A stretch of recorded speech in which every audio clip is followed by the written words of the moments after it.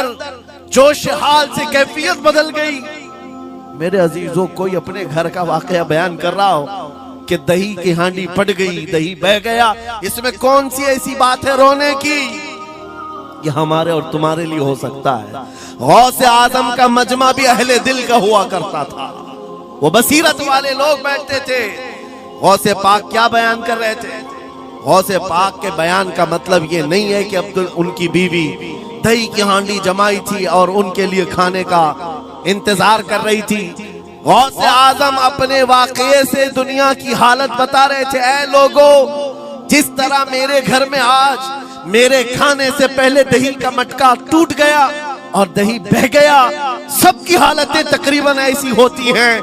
इंसान अपने लिए इतना कमाता है, माल जमा करता रहता है, और जब उसके खाने का वक्त आता है, मलकुल मौत पंजा मारकर रूह निकाल लेता है और सारा माल उसका धरा का धरा रह जाता है, ना वो चख पाता है ना खा पाता है। गौसे पाक रज़ी अल्लाह ताला अन्हु ये दुनिया की हालात बता रहे थे। मेरे अजीजों, आज भी वही हालात हैं हमारे, आज भी वही हालात हैं। हमने कमाने के लिए अपनी सेहत गंवा दी, रात नहीं देखा, दिन नहीं देखा, दौड़ते रहे माल हासिल करने के लिए। इतना जमा कर लूं, इतना जमा कर लूं, इतना जमा कर लिया, जब तक तो सेहत बिगड़ गई, शुगर भी आ गई, बीपी भी आ गई, और ऐसी बीमारियां लग गई कि अब इनको ठीक करने के लिए जितना जमा किया था खर्चा करते रहो। शेख सादी रहमतुल्लाह अलैह फरमाते हैं, ये दो कामों में तो इंसान की पूरी जिंदगी खत्म होती है। पहले कमाने के लिए सेहत गंवाता है और फिर सेहत बचाने के लिए माल गंवाता है।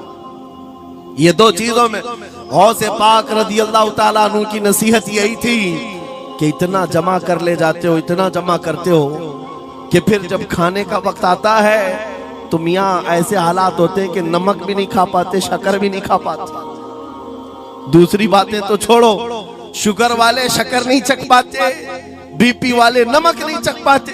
अरे ये बड़ी छोटी चीजें हैं, और माल देखो तो करोड़ों का है, अरबों का है, अरबों का माल पड़ा हुआ है, नमक नहीं चख पाते, शक्कर नहीं खा पाते।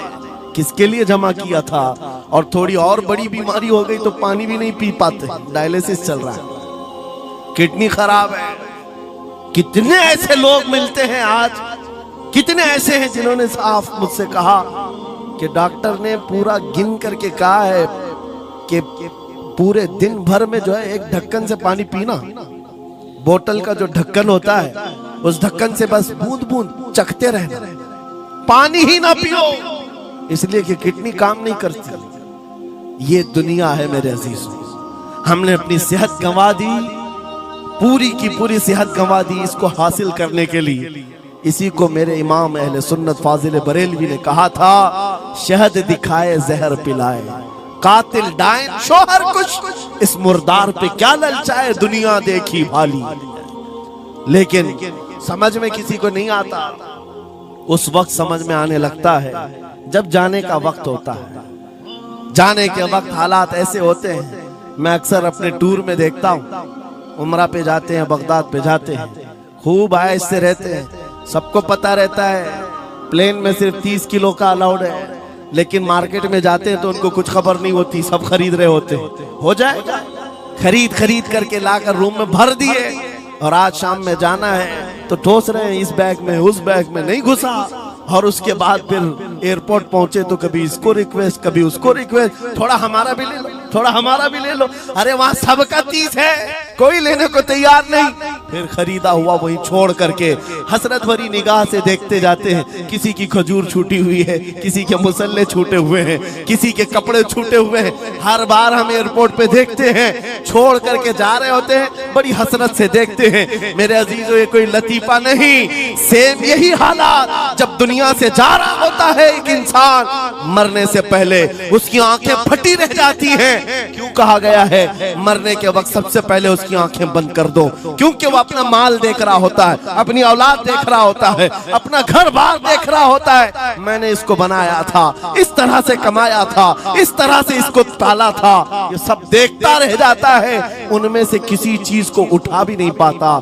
ले नहीं जा सकता। यहाँ तक कि ऐसी हालत होती है खुद जा भी नहीं पाता, दूसरों के कंधों पर सवार होकर जाना पड़ता है।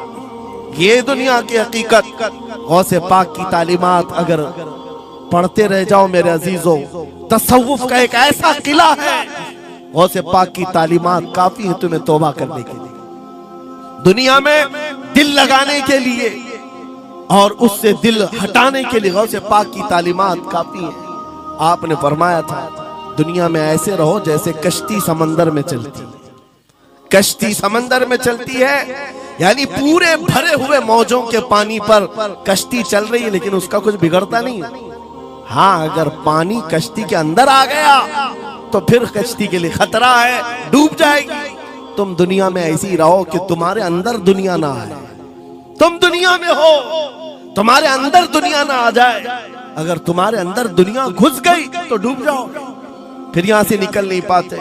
मौलाना रोम इसी की मिलती जुलती बात कहते हैं मसनवी शरीफ में। जलालुद्दीन रूमी फरमाते हैं एक चूंटी को देखा, शहद का एक कतरा जमीन पर गिरा हुआ है। शहद का कतरा चिपकने वाला होता है, यानी उसके अंदर गम होता है। चूंटी करीब से आई, एक चुस्की ली, शहद को चखा और जाने लगी। फिर आई, पेट कहां भरता है चूंटी का मीठे से। अरे शहद तो पानी में भी रखो ऊपर से आके गिरती है, और शहद खाना है उसको। और दूसरी तरफ से आई, फिर गई, पेट नहीं भरा, चारों तरफ से उस कतरे को चाट चाट के गई। मौलाना रोम फरमाते फिर चूंटी के दिल में ख्याल आया, मैंने हर तरफ से तो शहद को चक्कर देखा, टेस्ट एक ही है, बीच कतरे में कैसा टेस्ट होगा? कतरे के बीचों बीच शायद अलग टेस्ट होता है। तो चूंटी ये सोच करके कतरे के ऊपर चढ़ गई, जो शहद का कतरा था उसके ऊपर चढ़ गई। कहा ऊपर चढ़ करके मैं चुस्की लूंगी इसकी और चखूंगी। और जब चढ़ गई तो उसके सारे पैर हाथ उस पे चिपक गए। चूप्स तो लिया, शहद खा तो लिया, लेकिन वापस आने का कोई रास्ता ही नहीं था। सारे हाथ पैर उस शहद के गम में चिपक गए। चूंटी की उसी कतरे में मौत हो गई। मौलाना जलालुद्दीन रूमी फरमाते हैं इंसान यही करता है, माल कभी इधर से कमाता है, कभी उधर से कमाता है, हर जगह से देखता है, सारे टेस्ट ले लेता है, बाद में बड़े बड़े लोगों को देखता है, अरे नेताजी तो बड़े बंगले में, वहां कैसा ऐश होता होगा, कोई उस रिजॉर्ट में है, वहां कैसी मस्तियां होती होंगी, वहां भी जाकर देख लूं। ये वहां भी यहाँ भी करते करते घुस जाता है और दुनिया में ऐसा मसरूफ होता है, उसकी मौत आ जाती है, तौबा की मोहलत नहीं मिल पाती, उसी दुनिया में फंस जाता है। मेरे अजीजों, गौसे आजम की तालीमात ये हैं, दुनिया में ऐसे रहो जैसे कश्ती समंदर में रहती है। तुम्हारे अंदर